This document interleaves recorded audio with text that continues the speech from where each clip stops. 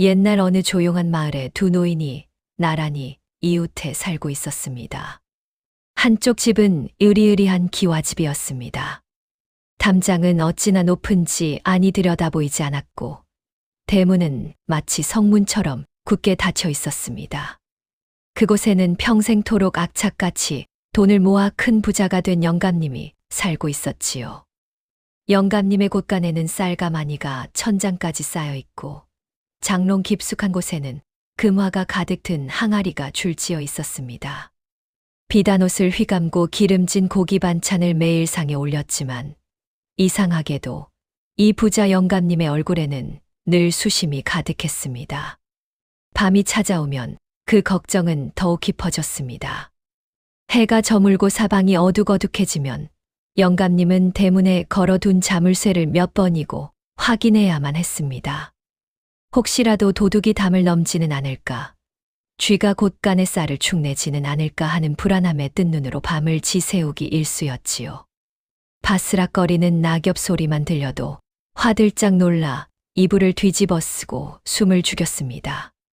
그렇게 부자 영감님은 편안한 잠을 잃어버린 지 아주 오래되었습니다. 반면 바로 그 높은 담장 하나를 사이에 둔 옆집은 아주 낡고 허름한 초가집이었습니다. 지붕은 군데군데 볏짚이 빠져 있었고, 창호지 무는 바람이 불 때마다 덜컹거렸지요. 그곳에는 구두를 수선하며 하루하루를 살아가는 가난한 수선공 노인이 살고 있었습니다. 가진 것이라고는 낡은 구두 수선 도구와 누울 자리 하나뿐인 좁은 방, 그리고 다 해진 무명옷 한 벌이 전부였습니다. 하지만 이 가난한 노인의 집에서는 아침부터 저녁까지 노랫소리가 끊이지 않았습니다. 아침 해가 뜰 때면 그는 마당에 나와 기지개를 켜며 맑은 목소리로 콧노래를 불렀습니다. 망치로 구두굽을 두드릴 때도, 투박한 보리밥에 된장국을 말아 먹을 때도 그는 늘 싱글벙글 웃는 얼굴이었습니다. 밤이 되면 그는 머리를 베개에 대자마자 코를 골며 깊은 잠에 빠져들었습니다. 그에게는 훔쳐갈 도둑도 지켜야 할 보물도 없었기에 세상 그 누구보다 편안한 밤을 보낼 수 있었던 것입니다. 어느 날 새벽이었습니다. 부자 영감님은 그날도 밤새 뒤척이다 겨우 잠이 들려는 참이었습니다. 그런데 담장 너머에서 경쾌하고 우렁찬 노랫소리가 들려오기 시작했습니다. 가난한 수선공 노인이 아침을 맞이하며 부르는 노래였습니다. 부자 영감님은 그 소리에 신경이 곤두서 견딜 수가 없었습니다. 나는 이렇게 비단 이불을 덮고도 잠을 못 자서 괴로워하는데, 저 늙은이는 당장 내일 먹을 쌀도 없으면서 무엇이 그리 좋아서 노래를 부른단 말인가. 부자 영감님은 질투가 나기도 하고 도무지 이해할 수 없는 그 즐거움의 원천이 궁금하기도 했습니다. 참다 못한 부자 영감님은 하인을 시켜 옆집 수선공 노인을 자신의 집으로 불렀습니다.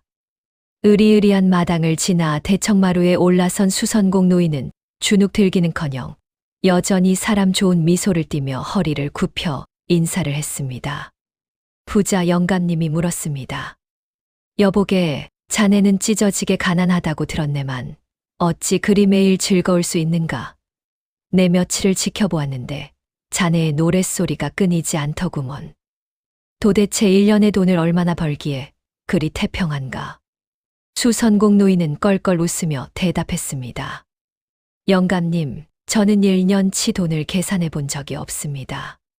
그저 하루 벌어 하루 먹고 살지요. 오늘은 이웃집 아이의 신발을 고쳐주고 보리쌀 한 대박을 얻었고, 내일은 또 누군가의 신발이 뜯어지면 국거리나 좀 생기겠지요. 굶지 않고 살면 그만 아니겠습니까? 부자 영감님은 그 말을 듣고 곰곰이 생각에 잠겼습니다. 그리고는 무언가 결심한 듯 안방으로 들어가 묵직한 가죽 주머니 하나를 들고 나왔습니다.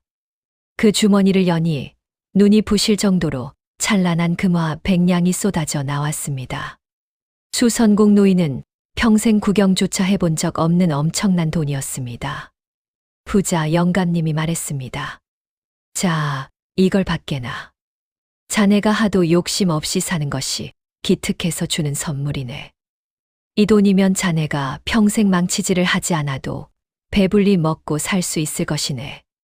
그러니 가져가서 잘 간직하게나. 수선공 노인은 손사래를 쳤지만 부자 영감님은 기어이 주머니를 노인의 손에 쥐어주었습니다. 엉겁결에 금화 자루를 받아 든 노인은 몇 번이고 고맙다는 인사를 하고 집으로 돌아왔습니다. 집으로 돌아온 수선공 노인은 방문을 굳게 걸어 잠갔습니다. 방바닥에 금화 자루를 쏟아 놓으니 어두침침하던 방안이 황금빛으로 환하게 밝아지는 듯 했습니다. 난생 처음 가져보는 큰 재물에 노인의 가슴은 쿵쾅거리기 시작했습니다. 이 큰 돈을 어디에 두어야 하지? 누가 보면 어떡하지? 노인은 서둘러 방구석에 낡은 장판을 들추고 그 밑에 돈주머니를 숨겼습니다. 그러고는 다시 장판을 덮고 그 위에 이불을 깔아 놓았습니다. 하지만 마음이 놓이지 않았습니다. 혹시나 누가 창문 틈으로 엿보고 있지는 않을까 싶어 얼른 창호지에 난 작은 구멍을 종이로 덧발라 막았습니다. 그날 밤이 되었습니다. 평소라면 눕자마자 드르렁 코를 골며 잤을 노인이었지만 그날은 도무지 잠이 오지 않았습니다. 바스락. 부엌에서 쥐가 지나가는 소리가 들렸습니다. 노인은 화들짝 놀라 벌떡 일어났습니다. 누구냐?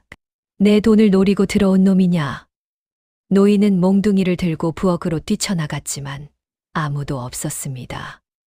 다시 방으로 돌아와 자리에 누웠지만 이번에는 바람에 문풍지가 떨리는 소리가 마치 도둑이 문을 뜯는 소리처럼 들렸습니다.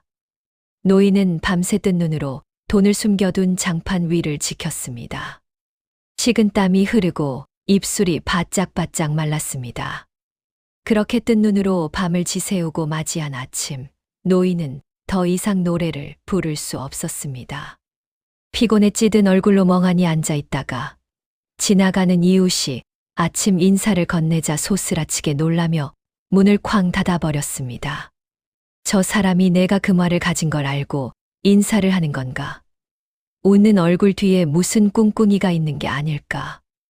그토록 친절하고 흥겨웠던 수선공 노인은 이제 의심 많고 불안한 노인으로 변해버렸습니다.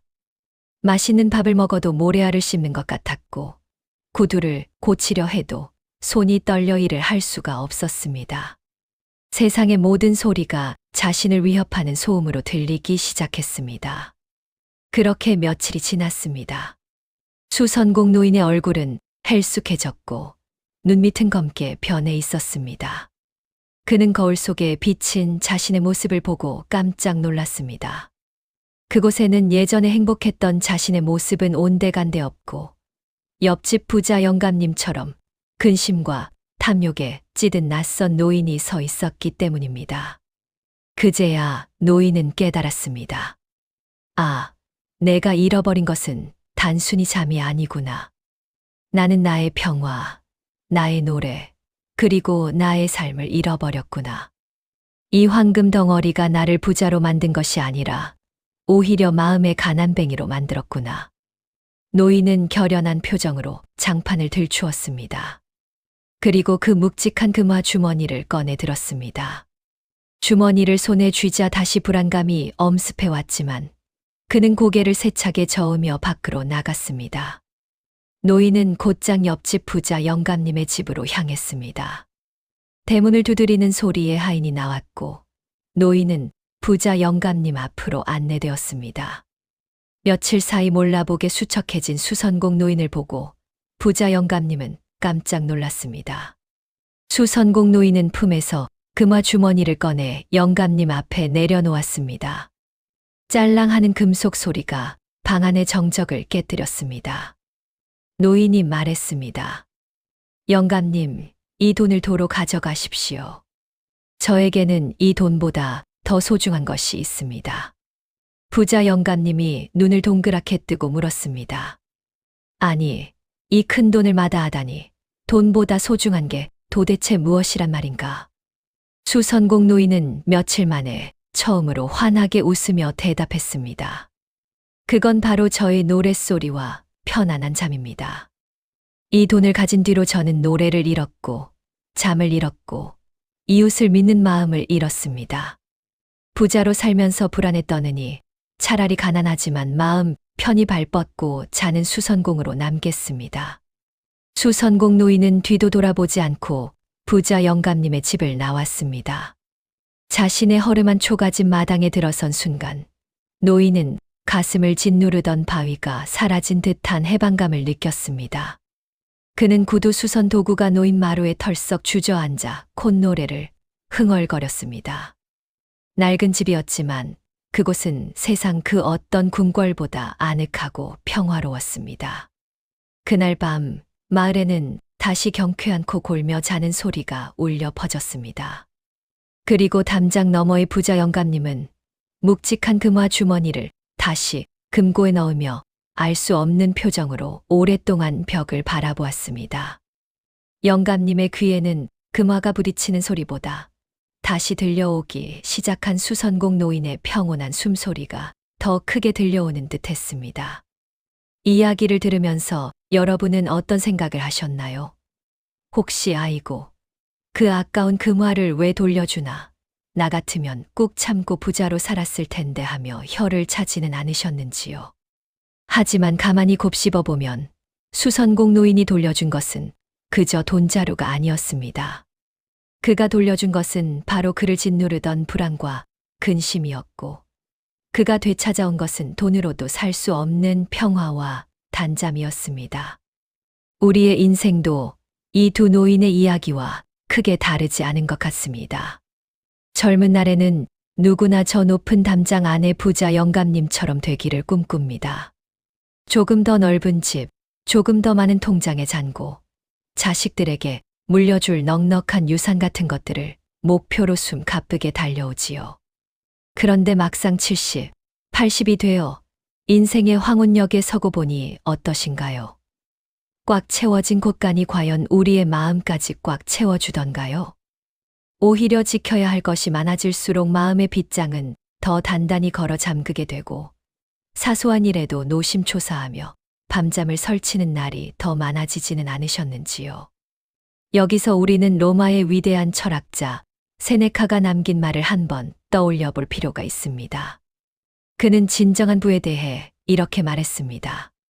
가난한 사람은 가진 것이 적은 사람이 아니라 더 많은 것을 탐내는 사람이다. 참으로 전곡을 찌르는 말이 아닐 수 없습니다. 이야기 속 부자 영감님을 보십시오. 그는 남들이 부러워할 만큼 많은 것을 가졌지만 마음은 늘 무언가를 잃을까봐 전전긍긍하는 가난한 사람이었습니다. 반면 수선공 노인은 가진 것은 낡은 공구뿐이었지만 매일 아침을 노래로 시작할 수 있는 마음의 부자였지요. 우리가 지금 늙고 병들었다고 해서 혹은 자식에게 큰 재산을 물려주지 못했다고 해서 초라해질 필요가 전혀 없습니다. 더 이상 욕심내지 않고 지금 내 곁에 있는 작은 행복에 만족할 수 있다면 우리는 이미 세상 그 누구보다 부유한 사람입니다. 사실 나이가 들수록 우리를 가장 괴롭히는 것은 외로움이나 건강에 대한 걱정이라는 이름의 금화 자루입니다. 내가 아프면 자식들에게 짐이 될 텐데 나만 이렇게 뒤처져서 초라하게 늙어가는 것은 아닐까 하는 무거운 생각들이 꼬리에 꼬리를 물고 이어지면 수선공 노인처럼 잘 자던 잠도 달아나고 입맛도 사라집니다. 하지만 여러분, 걱정은 내일의 슬픔을 덜어주는 것이 아니라 오늘의 힘을 앗아갈 뿐입니다. 고대 그리스의 철학자 에피쿠로스도 우리에게 이런 위로를 건넸습니다. 가장 적은 것으로도 만족하는 사람이 가장 큰 부자다. 오늘 아침에 따뜻한 밥 한 끼를 맛있게 드셨나요? 창문 틈으로 들어오는 햇살이 따스하게 느껴지셨나요? 혹은 안부를 물어오는 친구의 전화 한 통을 받으셨나요? 그렇다면 여러분은 오늘 하루를 살아가는데 필요한 모든 행복을 이미 다 가지신 겁니다. 수선공 노인이 보리밥 한 그릇에도 콧노래를 불렀던 것처럼 우리 삶의 기쁨은 거창한 성취나 보상에 있는 것이 아니라 지극히 소박하고 평범한 일상 속에 숨어 있습니다. 우리는 종종 자식 걱정에 밤잠을 설치기도 합니다. 내가 더 많이 해주지 못해서, 더 좋은 부모가 되어주지 못해서 미안한 마음을 가지고 계신 분들도 계실 겁니다. 그래서 마치 그 금화 자루를 자식에게 쥐어주어야만 내 할 일을 다 한 것 같아 안달복달하기도 하지요. 하지만 수선공 노인이 금화 때문에 노래를 잃어버렸듯 우리가 물려주려는 물질적인 풍요가 때로는 자식들의 자립심과 소박한 행복을 뺏어갈 수도 있다는 사실을 기억해야 합니다. 가장 위대한 유산은 금덩어리가 아니라 늙어서도 매일 웃으며 편안하게 잠드는 부모의 뒷모습일지도 모릅니다. 탈무드에도 이런 지혜로운 구절이 나옵니다. 세상에서 가장 강한 사람은 자신의 마음을 조절하는 사람이며 가장 부유한 사람은 자신이 가진 것에 만족하는 사람이다.